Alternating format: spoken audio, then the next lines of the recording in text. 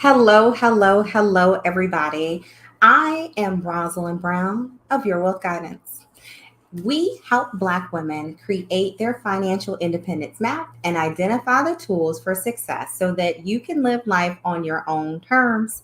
Thank you so much for joining us tonight. This topic is near and dear. And the funny thing is, we were talking a little bit about. Oops, got a little bit of an echo. Hold on, let me see. And the funny thing is, we were talking a little.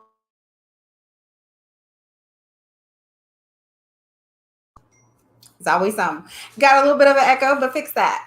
And so this topic is near and dear, and it's so timely. So the funny thing is, we planned this like a month ago, not knowing all the conversation that was going to go on in terms of student loan debt and what's going on and what is existing today. If you're in the group, you've probably had our chats a few days ago. One, just getting feedback on what people feel about the bill. But also today we talked about kind of if you have student loan debt, how much is it and what are people doing to tackle it?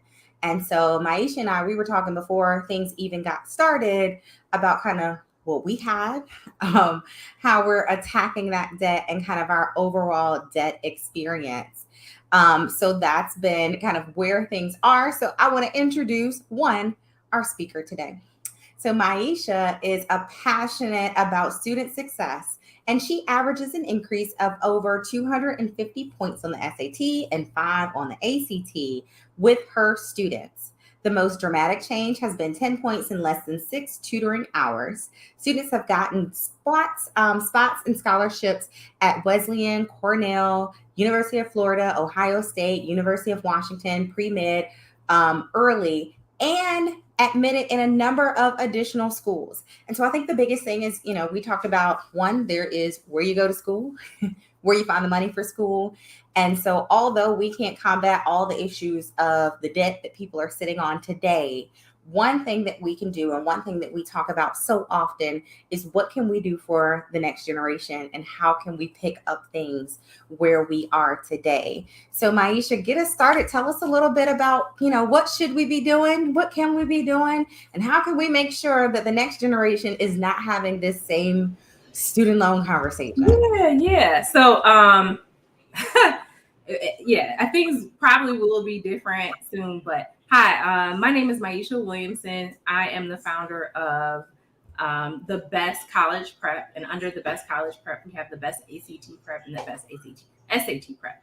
And my goal is to help students go to college debt free. And I do that through scholarship search and test prep. So I help them get great test scores, help their scholarship search to make sure that they don't have to pay for college. That is my goal. So first of all, I want to talk a little bit about my story, and then I'll get into answering that question.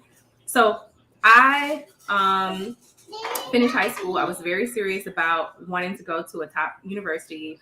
I wanted to study engineering, and hey, baby, I want to study engineering, and I wanted to go to top university. And I studied really hard. Originally, I got an 18 on the ACT, which is pretty low or pretty below average. When I finished studying, I got a 31, and I was in the top 3% of my graduating class. So that earned me now, even though that was a great increase, like the stakes are much higher now. 31 was a little bit above average for my university at ACT, and now like 33 is like the average, like almost minimum you need to get in now. So the stakes have definitely got higher lately. But because of my scores, I got full rides and tuition to a lot of universities. So I got full rides to places like FAMU, Florida A&M, Hampton Hampton University, University of Maryland, and more schools. They gave me full ride, tuition, room and board, and stipends to those schools. To Emory and the University of Michigan, I got full tuition. I really wanted to go to University of Michigan because at the time it was number one in my engineering major. I was all about like prestige and going to the top school. And I thought I would be an engineer and room and board can't be that much. It won't be an issue. I registered. My parents were like, no, you're going to University of Maryland. They're giving you a stipend. They sent in my registration. They sent in my deposit. And I sent in my own deposit to University of Michigan, sent in my registration. I went to University of Michigan. Ended up going to University of Michigan. Did not understand compounding interest. Did not understand student loans. Didn't really understand how much room and board was. And at the time, University of Michigan was the most expensive school for room and board in the country, wow. Above Ivy Leagues. So I think, and this was many years ago,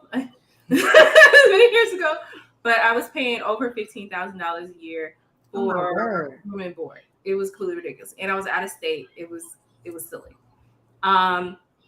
So I still have debt from that. And I had the opportunity to not have debt.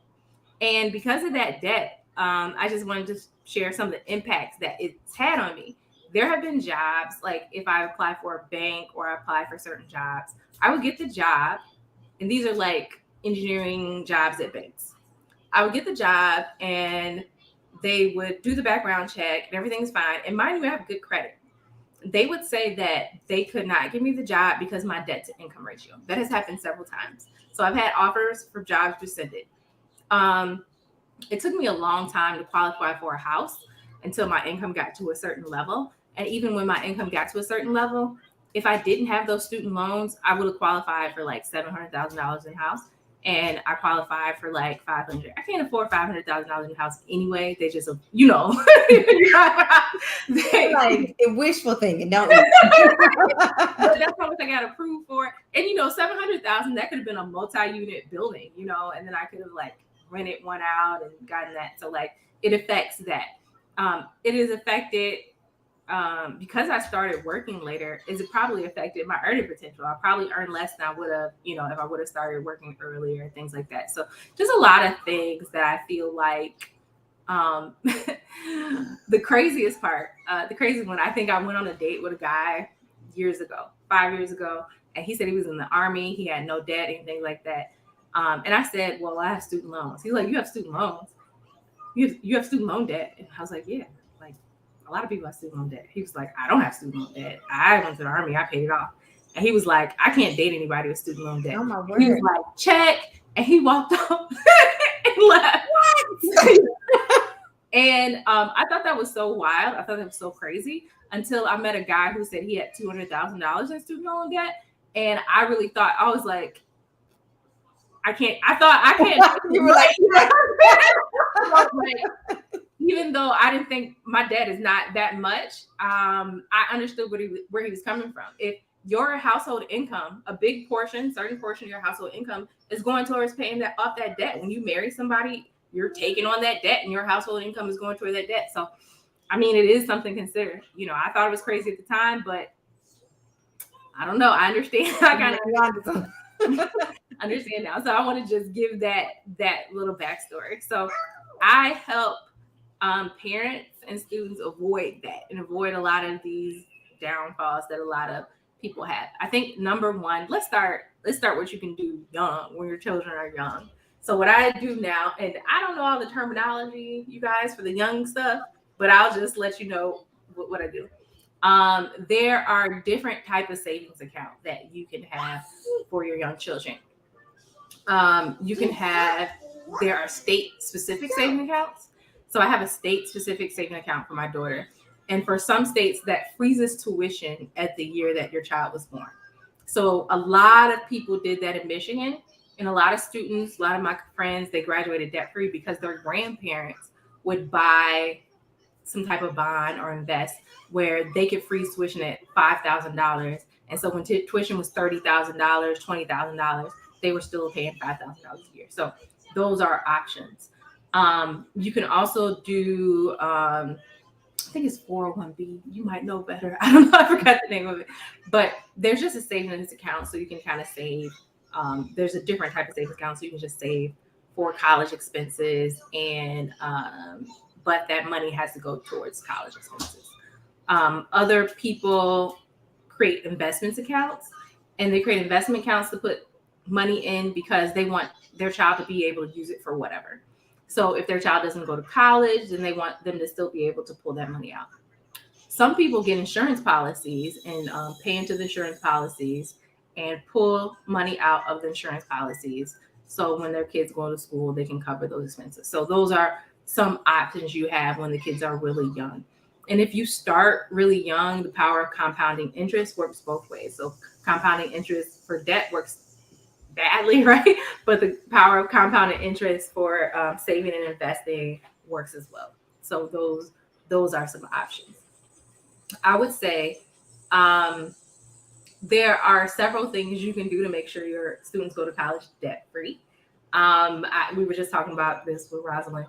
Like, I used to think, I've been doing this for almost 20 years. I used to think, 20 years from now, education will be completely different. There won't even be ACTs or SATs or scholarships. It just won't be like this anymore. But for the last 20 years, things have changed dramatically, like online education and things like that. But the number one way to advance or move up classes is to go to college and get an education still to this day. You always have these stories of people who, dropped out of college, started Facebook, or randomly have Jay-Z, but those are very, very few in the population. For most people, for a majority of people, going to college is going to be the way that you move through social classes and income levels, right? So what I say now, we were talking about you can be creative. So the SAT is now the test for most of the nation. The ACT, when I was in school, used to be half the nation. The SAT was the other half, but the SAT is now most of the nation.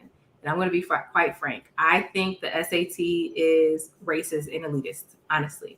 It is racist and elitist, and is geared towards people who have privileged backgrounds. What do you do if you don't have that privileged background? So I'm going to talk you through that. There are still things you can do for your child if you don't have, tons of dollars. So throughout elementary school, the thing you want to be focused on the most is their vocabulary. You want to make sure you can go on state websites or what developmental websites and pull down what vocabulary they need to know for each year. And you make sure that they know that vocabulary. You make sure that they're reading books daily, especially when they're young. You make sure they're reading books. You make sure that they are reading age-appropriate articles, or you're reading articles and you're discussing with them, because reading comprehension, vocabulary is one of the most important parts of the SAT. It's one of the most important parts of doing well in college and education, period. So you don't have to have a lot of money to make sure that your students excel in these areas. There is the free library. There are free resources online. The library is a gold mine, and we underuse it, but there are free resources online. There are, if you go to the library, there's like ABC Mouse for little kids and all these different things for little kids. You can go and get those subscriptions for free if you go to the library. I have ABC Mouse for my daughter for free because I use my library card. So there's all kinds of things that you can do to make sure that your child masters vocabulary. The second thing they need to do is master their math and math comprehension. Again, you can go on the state website, see what they need to learn, pull it down. You want to make sure that they're doing art projects at home, that they are learning cause of effect, that they're learning critical thinking skills. Those are the most important things. Now, when they get older and closer to college, again, mastering vocabulary. Middle school is about vocabulary. Also understanding what they're interested in. Like, are they interested in sports? Are they interested in music? Are they interested in arts and crafts? And really like helping them trying to figure out those interests. It's really important to craft. I want you to think of your child as a brand, right? When they're going to college, and you really want to build their brand. So when you're building their brand, you want to let them know, like, you want to figure out what they're talented at and what they're interested in. So really developing those in middle school and figuring those out. I already kind of figured out my daughter. She's young, but she's really, really into art. She's been into art since she's a baby. And I know that that's something that we're going to develop over the years. We'll see how it evolves, but that makes a more interesting package no matter what she does. that she's like into art and showing that she has that passion there. So middle school, developing the passion, still doing vocabulary. In middle school, I would make sure that they do Algebra 1. You can do Algebra 1 as a 8th grader. Most people think you got to wait till high school. Do whatever you can to make sure that your student does Algebra 1 as an 8th grader. If they need to take summer classes, whatever. I will explain to you more as we go through high school why they need to do that as a 8th grader. So now when they're in high school, that now we're in crunch time, right? There are a lot of parents out there who college, you have saved nothing. You have 4 years. You have 1 year. Okay, so here's what you do. Okay. So if you have a freshman and you save nothing, first of all, start saving money. First of all, whatever you can. Don't think like, oh, my kid is just going to get a full ride. I mean, whatever your financial situation, that's fine. But I think we have to start thinking, these are our children that we brought into the world. These are our children that we decided to bring into the world. It is not anybody else's job to educate them. It is our job to educate them and make sure they're educated.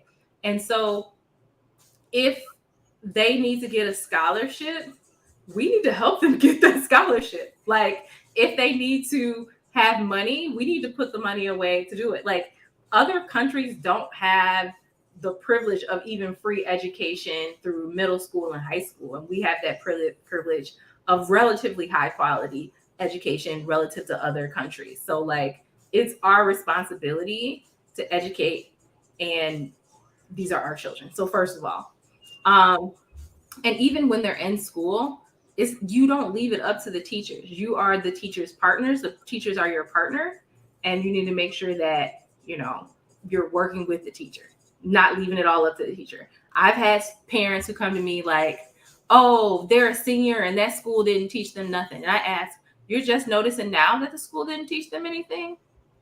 And of course, they get mad at me, but no, but it's the truth. So freshman year, still vocabulary. Freshman year, they need to get straight A's, just period. Whatever they need to do, they need to get straight A's. Like they can join an activity or two, but they're taking no leadership positions because they need to focus on getting straight A's. Their foundation needs to be straight A's their freshman year. They need to be in an activity that explores their interests, but it doesn't need to consume all of their time. Okay.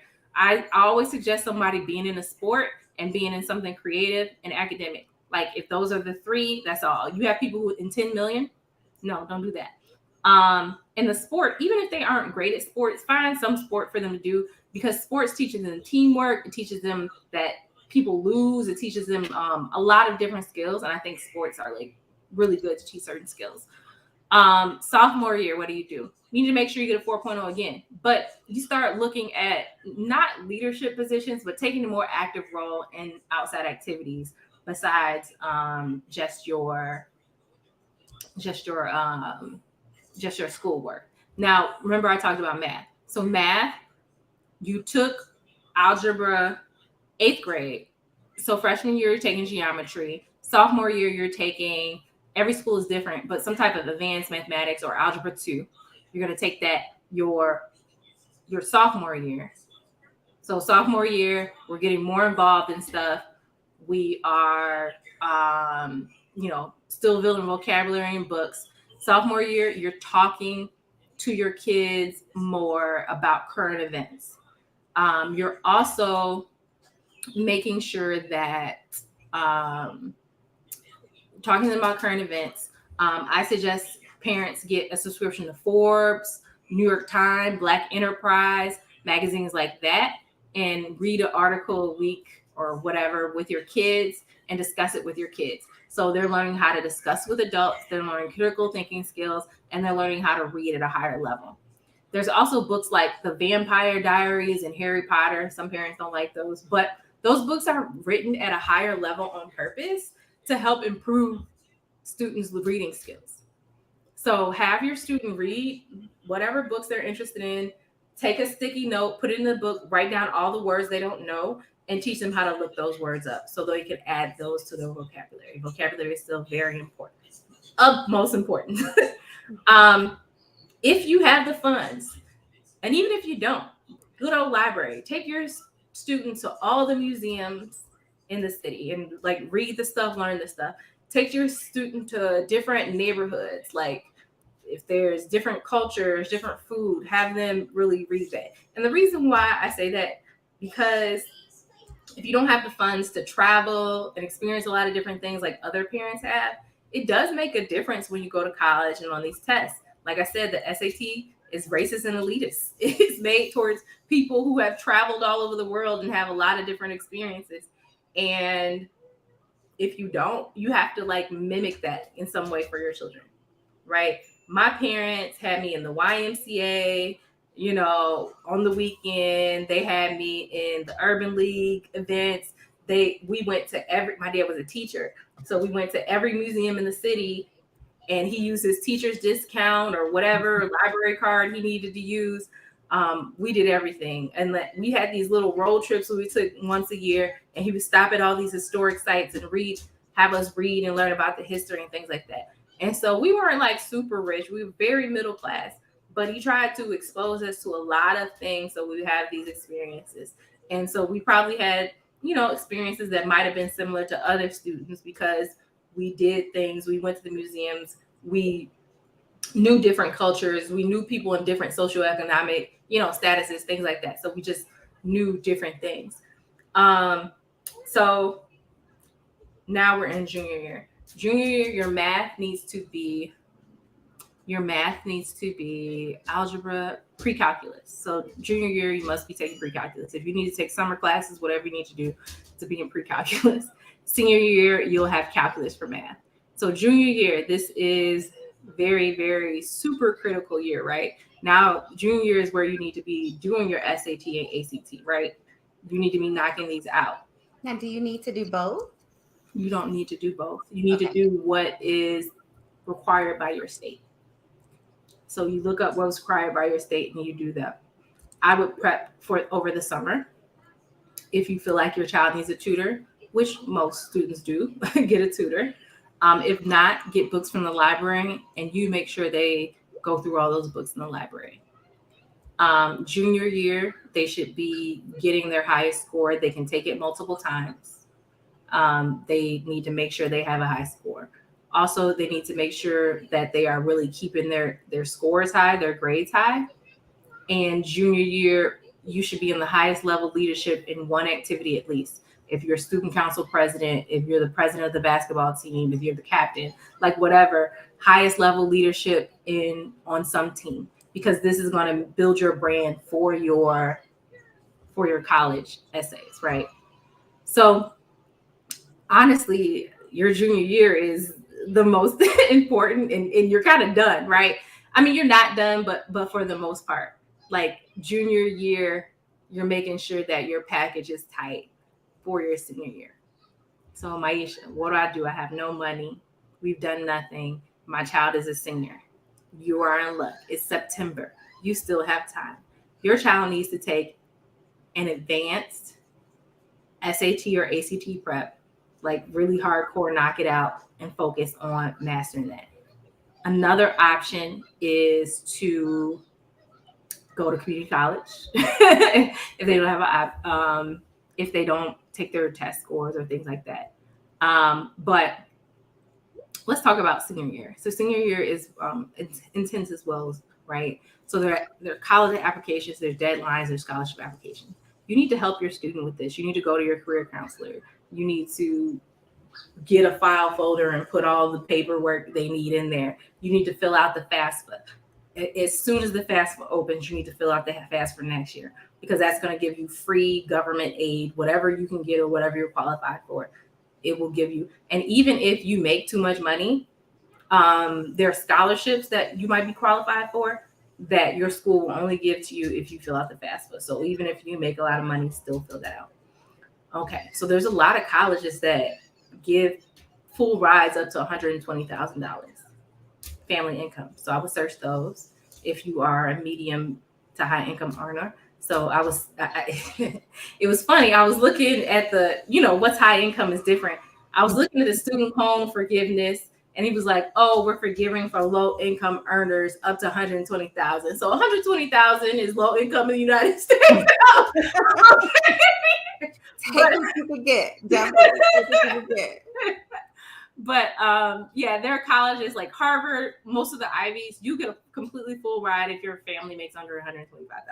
So if you're in that position, go ahead and do that. If you're a little bit over, like 150, what can you write off? You know, I like to get to that. I talked to a tax professional. I'm not a tax professional, but you know, those are the schools. A lot of state schools, they give a lot of state schools full rides up to $65,000. So definitely look into that. But hopefully your student has gotten excellent grades, right? So they qualify for scholarships anyway. So you want to look at the schools that your child wants to go to, and you want like 3 groups of schools. You want reach schools, what are like maybe for cheap, like on the high end of what your student can qualify for, medium schools, and then safety schools, like guaranteed I'm going to get in, right? And so look at your student scores, and based on their scores, their GPA, this is how you can kind of start to build that list, right? And say your child wants to go to Harvard, make sure that that is realistic for them. If it's not, still apply. You never know. You know, they have spots, you'll never know. But 3 of those schools, those are reach schools, have them apply to those. The medium schools, you want to make sure that you feel like they will definitely get into these medium schools, right? Those mid schools. So make sure they're at least somewhere in the middle or somewhere around where the average person is in these schools. And you can look them up online. You can look up admission rate, average SAT score, average ACT score. And then for those bottom schools, you want to make sure that they guaranteed to get in and they will get a scholarship. And you want to look at schools that have high admission rates and schools where they are above the average student, well above the average student, and qualify for like their presidential scholarship there. So maybe that's a city college or college that's not such a big name, something like that. So those are the group of schools that you want to apply to. I would say apply to 9 or 10 schools at least. So that you want to look at the college specific websites and see if there's any specific scholarships you need to apply for those schools. Those are the best scholarships. And then you want to look for outside scholarships as well. Like I said, do the FAFSA. And if all else fails and your child wants to go to school, they apply to 10 colleges and they don't really have a lot of money, consider going to community college, a quality community college, because you need to make sure that you finish that community college. But go to community college, make sure they get straight A's and transfer. Many of these top colleges, they have significant scholarships for transfer students because they want to diversify their student body. So transfer students are considered diversity students. So that's something that you definitely want to look into. People ask me a lot, and I know this is like a mostly Black audience, but people ask me like, oh, this only works for minorities. What you're saying, like, oh, I'm white or I'm Asian, this doesn't work. Most of my students are white and Asian. They still get full rides based off of what I tell them. So this is not just for minority students. This is for all students. Most of my students' parents make over 6 figures. They still get full rides to college. So, and you know, just because you make 6 figures doesn't mean you can pay for college. Like, it's still super expensive. So, that's kind of just. I hope that was a good overview of how I would go about making a plan for your student to make sure that they go to college debt free. And if you have anybody has any questions, I can answer those. Now, does it matter the high school that people go to? Because of course, you know, people are looking at all the different details now. And that might be something that's harder to control. I remember I went to a magnet school. So I went outside of my quote unquote neighborhood school. Is that something people should be paying attention to say, nope, we can't move. We can't afford to move, but can we get them in a better high school, middle school, whatever that might be? Yeah, that is definitely something to look at. It's definitely something to look at. And I'm like even going through that now. Where am I going to live so she can go to a good school? But I get asked that question a lot. So yeah, you definitely want them to go to a quality school, but sometimes that's not an option. So, but if you have the option of a private school or you have the option of a magnet school, definitely explore those options. But a lot of parents, I notice, push their kids towards magnet schools or top private schools, and their students don't necessarily perform at the level of the rest of the students. What you don't want to do is put your student in a situation where they're at the lower end of the student body. You don't want to do that because that's not going to put them in a good place for scholarships. You want to put them in a place where they can succeed. And everybody likes to think their kid is the smartest kid. Every kid is smart and is in their own way. Your student might not be an academic savant, but they might be like a savant at something else. Don't try to force your kid, into a situation where they're going to fail. You want to set them up for success. So if your student, you realistically know they're not going to be the top of the top or even in the top, half of that magnet school, send them to the neighborhood school. Move if you can move to a decent neighborhood school. But I went to a pretty low performing school. It wasn't like terribly low performing, but it was like pretty low. It was pretty low. It was pretty low in the state rankings. I'm just gonna be honest. But so what I did was, honestly, my parents made me, but I was in honors classes, I was in AP classes, things like that. So I had a different school experience because I'm like in the top classes. The top classes might have been average at another school, but I was still in those top classes. I was still in the top percentage of students. And then that looked good when I applied to colleges because I'm in the top 3%, right? So I would say, yes, it does matter. And it's very dependent on your student. Now you mentioned, and I thought this was a really good one. I'm a fan of 1,000 different free resources that exist out there, and so the library has a ton. I am a reader. I read like a book or two a week, and I am not paying for any of those. You can sign up online. So tonight, wait until this is over, but you can sign on online to your local library, and it's gonna just say, where do you live, all that kind of stuff, and you can have an app and actually be reading books tonight. Yes. Yes. You can get access a lot of times to magazines and all those kind of things. So when you talk about like current events and expanding your vocabulary, and you always talk to someone and you're like, where you learn that word? So those are things that you can definitely do tonight. But in terms of like resources for SAT prep, so if someone's like, child, we ain't got it, are those free books at the library too? Or is there a scholarship to get SAT prep? Where would we find that? Yeah. So the Princeton Review, and whoever administers the ACT, y'all, but the Princeton Review for SAT, they have books. You go to the library will definitely have those books. Right about this time, they might be, checked out on hold or something like that, but definitely put your line on the wait list for those books and make copies of the books if you need to. But online, there's the Princeton's Review and there's Khan Academy. Those are absolutely free. You want to sign up on Khan Academy, go through the whole course. Even if you think it's rudimentary, go through the course. A lot of my students, they're in calculus. They're like, I don't need this algebra. I don't need this pre-calc. I don't need this pre-algebra. And they do. They haven't mastered those things, honestly. They've done it well enough to get to the next grade, but they don't remember those basic stuff, that basic stuff. So really sit through and go that. Make sure you memorize your multiplication tables as well. A lot of people don't know their multiplication tables. The first thing I have my kids do is learn their multiplication tables. So that's really important. But like I said, Khan Academy, Princeton Review, sign up for those and go through those. Another resource is Quizlet. So for vocabulary, it's an app. You can be studying. I used to study vocabulary words in the lunch line, on the bus. Like I was just serious about studying all the vocabulary words. So Quizlet is an app. Whenever you have some downtime, open it up and you can be studying vocabulary words. You can search SAT prep words on Quizlet and those will come up.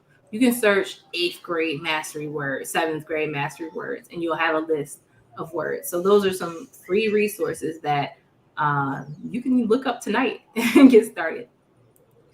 Someone said they just signed up for the audio and ebooks at the library today. Amazing. I have a number of cheap and free ways to live through this life. So definitely, download the app. They got that. And also, one good thing too is you don't want to make a trip all the way down to the library to find out they don't have the book you're looking for, and you can reserve that online too. So I think that's a really good one. And so you mentioned the Quizlet to expand the vocabulary, which is definitely key.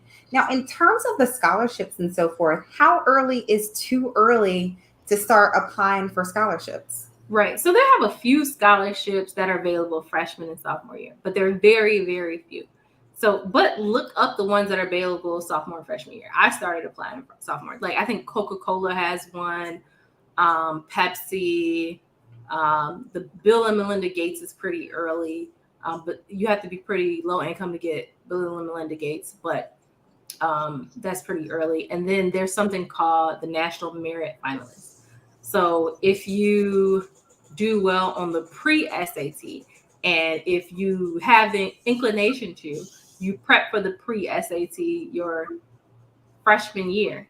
See, they don't even tell you about this. I didn't know about it. They don't tell most students about it, but because they don't want you to like feel the pressure. But prep for the pre-SAT your freshman year, and you have a chance to get something called National Merit Finalist, or a National Merit Scholarship. So I was like a National Merit Finalist. And when you're National Merit Finalist, I didn't even list all the schools that I was getting scholarships to. All of these schools within a certain range were giving me full rides because I qualified for that National Merit Finalist. And that was like sophomore year. So like Boise, Idaho College, Emory-Riddle University, giving me full ride offers because of that. And that was in my freshman year. And if I would have done like better, so these are like decent schools, but if you do really well, you're going to start getting schools like, a Michigan or, an Ivy League reaching out to you because your scores are so high, right? So, so they're guaranteeing you admission in your freshman year of high school? Sophomore year. So you sophomore year of high school. Prep freshman year, and then you get a sophomore year. So I think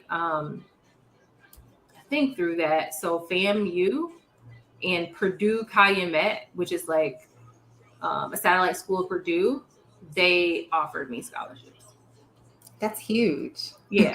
I didn't even have that pressure off of you kind of early on to say, one, I have money, and then two, I already know where I am going. That's really big. Yeah, and that's a possibility. Like I disregarded all those schools, but I probably should have paid attention to them. But yeah, no, definitely, it's huge, and to know that it's a possibility for sure. And I want to say to parents, like one thing that I didn't realize, and we talked about this before, teach your kids what compounding interest is. Like map that out for them. Make them pay a bill their senior year so they can understand the concept of money. Because I think a lot of kids, when I talk to them, they're like, oh, I want to go to this school, or I want to go to Spelman, or I want to go to Harvard, or wherever they want to go, and they have absolutely no money. Or they got this letter to the school and the school gave them no money and they just want to go because of the name. And they're not understanding what kind of debt that is going to put them in. It is your job to help them understand what kind of debt is going to put this in. Okay, this is how much you will have to pay a month if you go to this school. This is the average salary that you will make. This is how much rent, car, all these things cost. So if you're paying $600 a month towards this student loan, and you're only making, the average graduate right now makes $35,000-$40,000 a year, what is that going to look like? And okay, my parents were like, well, you're going to be an engineer. We had a recession when I finished college, so I couldn't find a job after college. After my parents were like, oh, well, you get a high-paying job, right? So, you never just know what will happen. And so I don't remember, $600 a month or something, my student loan payment. Wow. And $600,000 a month when you have no job or have a low-income job when you thought you were going to have a good paying job is a lot of money. It's a lot of money if you have a good job. So just kind of have these conversations with your kids have them understand money, because a lot of them are making really grown-up decisions that they will be paying for till they're 40 or 50, because they really don't understand the concept of money. I thought that was a really good. We talked about this before we actually went live tonight, because children are making decisions. They're 16, 17, 18, and they're making decisions that will impact them longer than they have been alive. Yes. So, this is this 20-year obligation to pay. And one, they're paying for 20 years for 4 years of fun. Hopefully they at least have fun. And they haven't even experienced life for 20 years. Yeah. And so, the battle between you and your parents is really a good example of what people are going through to say, we ain't got it. Right. And the thing is, I appreciate my parents for doing that, but they still, not saying that this is their fault. They did what they thought they could do, but they still didn't help me. I didn't understand the concept of money. I didn't understand the concept of compounding interest. I didn't understand these things. And I think if they would have sat down and said, hey, this is how much it's going to cost a month. This is how much rent. I didn't know how much rent costs. I didn't know how much your car note costs or any of these things. This is what a budget looks like. This is how much you would be spending a month if you choose this school over if you choose this school. This will prevent you from getting loans. This will prevent you from getting these things. But also, my parents, I grew up in the 90s. Also, money was different then. Like, the economy was doing amazing and people were giving away credit like it was water, right? So it was definitely like a different time. And I think my generation for sure grew, like, we went through the recession, the Great Recession, and we're going through this great downturn. And we're just a little bit more scary than our parents were, for sure. And I think that's great. Marie actually, she says, thanks so much. This is very informative. Her daughter is listening with her, and she's a high school freshman. So, baby girl, I hope you got the information in terms of getting ready for your pre-SAT and how that can open up so many doors for you. And I think having that conversation. So we split so many things apart. And I know we talked about this, and this is a big thing for me, because if y'all have ever heard me, I talk a lot about preparing in a number of different ways, estate planning, budgeting, but also making sure everyone in the household is a part of the financial goals. And so I know growing up in my household, my mom was like, don't be worried about what we got. The only thing I heard, we ain't got it. That's it. We ain't got it. Yeah. But bringing them into the conversation, you may not necessarily want to give them all the pieces of information, but understanding how much you can actually afford. And so there is nothing like the conversations that I've especially had in the last few weeks. I am team auntie. I've never meant to be somebody's mother, but I received a call from my niece about, I need this by Friday.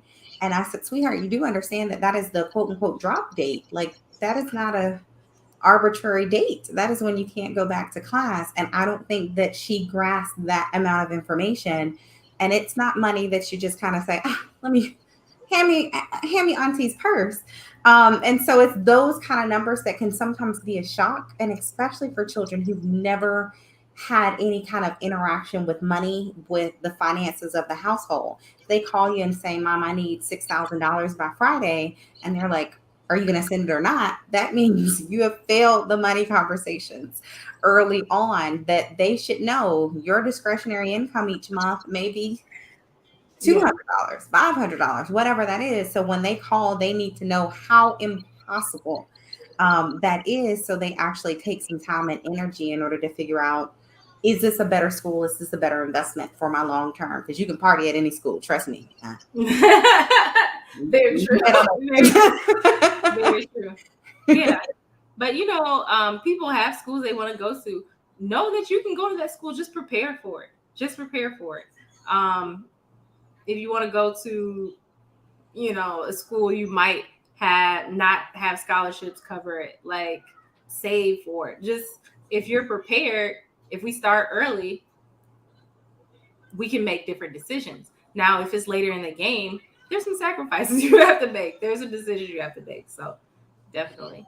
No, I think that's a really good point. So I actually did save a little in some 529s for my nephew, which I happen to love in terms of a resource for my nieces and nephews, simply because if somebody didn't go to school, I can just switch it up, be like, scratch their name out and be like, let's try somebody else.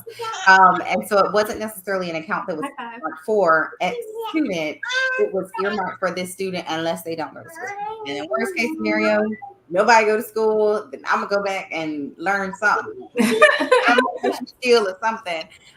But it at least left it out there that if it is not for these nieces and nephews, it can be for the next set, my great nieces and nephews, and so forth, and kind of last in perpetuity. So I happen to love 529s as an option there. But like you said, some people are like, no, maybe they'll never go to school, and maybe you only have one child or whatever that might be. So you want something that has a few different options. But for the folks who are like, listen, I ain't got no money to save. Where are some resources in terms of grants and scholarships, especially because we keep hearing about so many scholarships that just go unclaimed? Yeah. So number one, like I said, let's pretend like it's your senior year. You have your list of schools. You're going to the financial aid website for all of those schools. You're going to call the financial aid department for all of those schools. You're going to look at all the scholarships they have, see what you qualify for. And if you need to send in a separate application, send in those separate applications. You're going to get a calendar and list out all the dates for those scholarships. So the number one resource, I would say number two, but the number one resource is the schools you want to go to, their website. They're going to give you the most money. And if you apply early, especially for these HBCUs, the money goes real early. And you have to send in separate applications for those scholarships. So look into those. I should have said number one, the FAFSA. Make sure you fill out the FAFSA. Any government money, any money that the school is automatically going to give you is from that FAFSA. So you definitely, like, if it's due October 1st, at midnight, when they open up the FAFSA, they change the date. It used to be like January 1st every year, but they changed it to like October. If it's October, you need to be sitting at your desk October, filling out the FAFSA and have it filled in. You need to have your parents' tax information. If your parents are divorced, you put in the tax information of the person you live with. You don't. I didn't have to put in both parents, so don't quote me on that. I only had to put in the parent that I lived with information. So there's that. But some schools I hear require both parents for some reason, but the FAFSA only requires you put the parent you live with. So if you happen to live with a parent who makes the least money, that will have you qualify for more money. So FAFSA, this school website, and then you're going to do places like scholarship.com. There's Scholarly, which is a website, and grants.gov. So those are a few places where you can find scholarships. Like all the different organizations. So like AKA, Delta, Alpha, they all have scholarships. You want to look at the local chapters and the national chapters. You want to look at the different like grocery stores, Kroger, McDonald's. If your child works for one of those, they definitely have a scholarship. Wherever your child works, make sure they have a scholarship. Go to your job and see if they have a scholarship. I think I got a scholarship from my mom's job. I got a scholarship from the Deltas. I got like random little scholarships that helped me pay for books, because we talk about books were expensive. I got a $600 book scholarship from the Deltas that helped me because books were very, very expensive. $1,000 scholarship from other places. So all those little scholarships help with expenses on top of like any other scholarship I had. But number one is going to be your FAFSA. Number two is going to be the school website. Number three are going to be these outside resources. So those are some places you can find scholarships. Now you touched on, apply, 3 in terms of like a reach, like hopefully I get in here. And then a couple that are like, all right, I'm good. I should make, and then a couple of those kind of guarantees. Now, in terms of those fees, because I keep looking and I'm like, okay, these application fees they going up just like tuition. Are there ways to get some of those application fees waived or free, or somebody say, girl, come on in, you ain't got to worry about that? So yeah, there's several ways. So there's something called the Common App. I don't know how much the Common App costs, but you can apply to a lot of, they have the Common App and the Common HBCU app.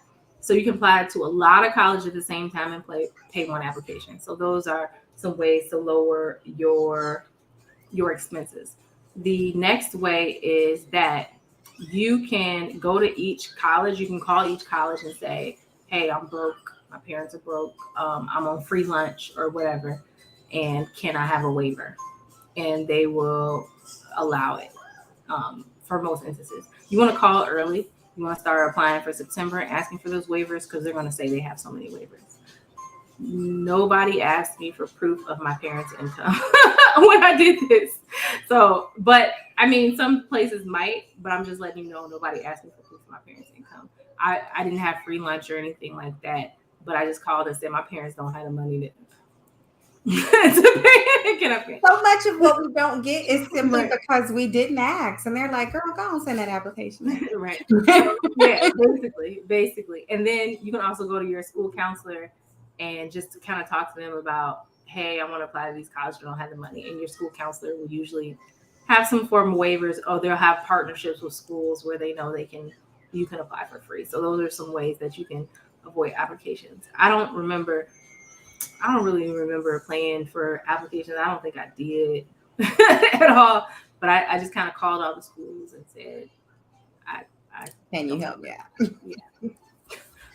But I definitely don't think that people are strategizing and just reaching out to the school. You know, there's some kid today that is like, "I know I want to go to X." So if you knew that since 8th grade, are you on their website today? Are you signing up for their newsletter when they come into town? So all the, colleges that come around and do the visits, do you go to that luncheon or that meet and greet and those kind of things to really kind of talk through and use them as the resource, which is a really big deal, just to say, I've known I want to go here forever. Can you help me get there? And so many people step in order to help you. Absolutely. Yeah, I knew I wanted to go to Michigan. I knew the recruiter for the area, for the Chicago area. He was like, "Oh, I only service the city. I don't service the suburbs." I was in the suburbs. I was like, whatever. I was still in his face. I was still emailing him, still asking him what I need to do on my application. What did I need to shoot for? Did he have a scholarship? Did he have somebody else I could talk to? I was like on them. I don't know where I got that from, but I was on them in high school, and it definitely gave me like a lot of information. Even at the University of Maryland, I knew that was going to be my backup school. Even though it's like a good school, I was like, all right, if I don't get into Michigan, Maryland, I was applying for all of their stuff, applying for all their scholarships. I knew the admissions counselor, things like that. Spelman was another school I wanted to go to. So same, whenever they came, I went to their informationals, things like that. So definitely be on their websites now. Get to know, you can look on LinkedIn and look up who are the recruiters, who are, professors, whoever at these universities. Message them now. Now, for the student who not the best of grades, it's sophomore, junior year already, they not good at sports. What things can they do to really stand out? So clearly they not gonna get the basketball or whatever scholarship. They not getting the academic scholarship. What other ways can they stand out if those aren't kind of the shining pieces to their overall portfolio? So you still have time, like if it's, sophomore, junior year, one.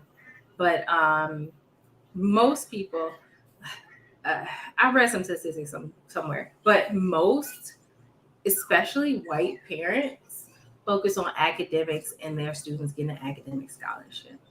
And they put money, lots and lots of money, thousands of dollars in camps and everything to get their students sports scholarships. And studies show that they should have either put that money into academics or put that money into savings, because only about 10% of students are going to get sports scholarships. So very, very little. Unless your student is showing promise in middle school, unless your student has recruiters coming to see them in middle school, you're probably not going to get an academic scholarship. I mean, a sports scholarship, just FYI. You have a better chance to get an academic scholarship. There is some school somewhere where you are average or near the top.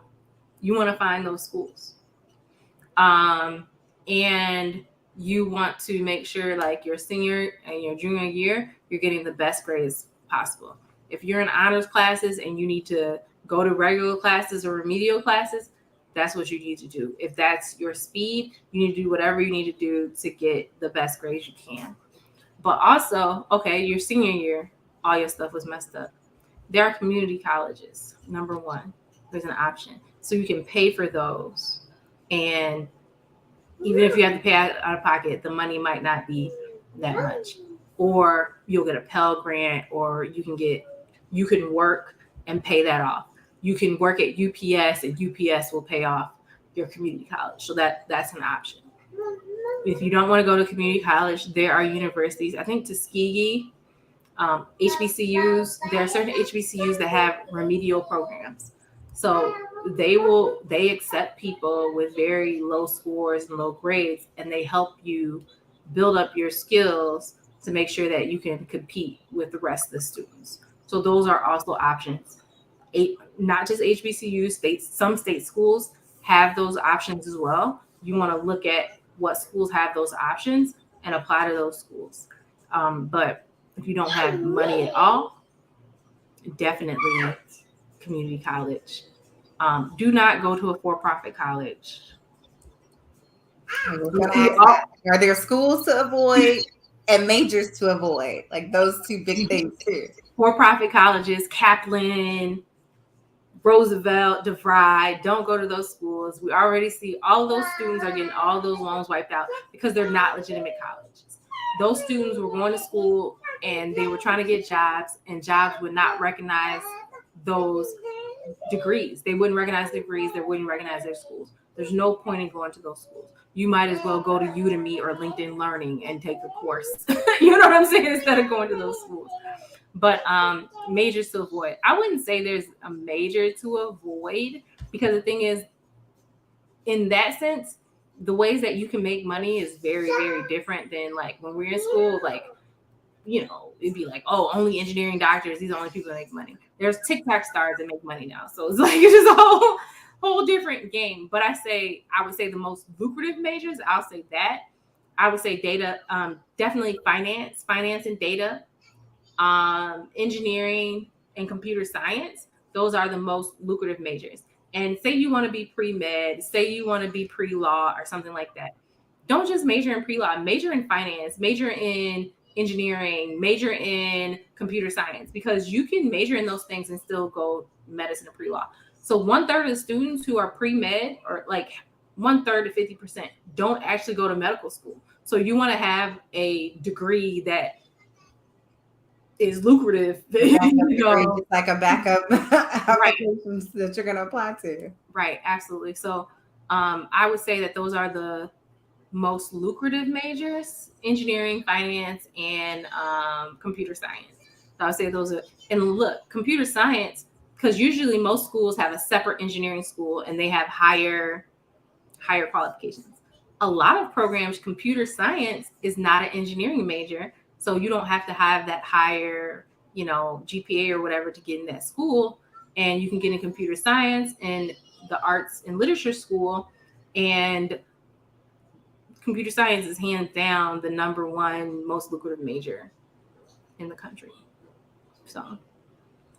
Now, I know we're right up against time. Any closing remarks? So we kind of know the blueprint. We are starting as early as middle school. Yes. We are, getting our free resources and going getting your library card. We are going to have impeccable vocabulary early on, and using those free resources from the library and so forth. Doing that pre-SAT and taking that in that sophomore year, so you kind of get the lead on things, and doing the FAFSA immediately. So for all the parents out there that are filing the extensions, you can't do that. You can't do that in these years. You're going to get your stuff together sooner. Yeah. So what are some of those kind of main other closing remarks that people need to do to get their stuff together for their students? Yeah, the things I would say is, like, you definitely want to teach your children personal responsibility. And I understand that. But like I said before, it is your responsibility to educate your kids. So I want you to help them on this journey. I don't want you to be like, hey, it's up to you. Please help them on this journey, because the biggest legacy that you can leave for your kids, even if you don't have the money, is them not having that debt.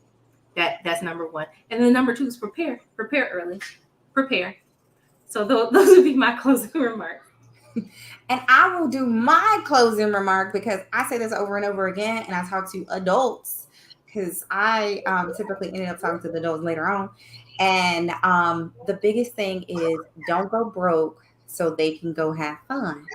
Because one day you're gonna have to retire, and they probably don't want you to be living with them in their basement and them sending you money every month because you spent all this money and every bit that you could be saving for your own retirement spending for this 4 years of enjoyment. And I hope they having fun because child in college, Do not take away I'm from your living. retirement. Do not take away from your retirement to pay for their college. Don't do that. Don't. Exactly. So if it comes down to them getting a loan versus, you, Right. there is no retirement loan. There's, That's other the point. options to get some money in retirement, but there's no quote unquote retirement loan, but there are student loans, and I am anti-loan unless you absolutely need it. But if we can teach more in terms of personal accountability and how to plan early and get this money, that's where I want y'all to go. And so I want y'all to get the free money that exists out there so folks can, as we always say, live life on your own terms. So you can pick the school that is fancy, fun, all of those things and above. But if you ain't got the money, you gonna have to let the money decisions guide you too. So I want to thank you, Miesha, for being with us. And you really gave us the roadmap and early on. So if y'all got some babies out there and you like, this don't apply to me just yet, it does. Yeah. You can find $20 a month to save, or you can do those free resources all over the city. Use your Groupons, use, all your discount this is and that. There actually is a free museum day. Google that because it's coming up. So if you, don't have money to pay for in your city, go to the museum for free museum day. There are so many different ways that you can expose your children early on for little or nothing. Right. And so use that while you can until you can afford to do even more. So I want to thank you all for joining us for another Great Money Monday. And until next time, have a wonderful evening. Thank you so much for being with us. Thank you.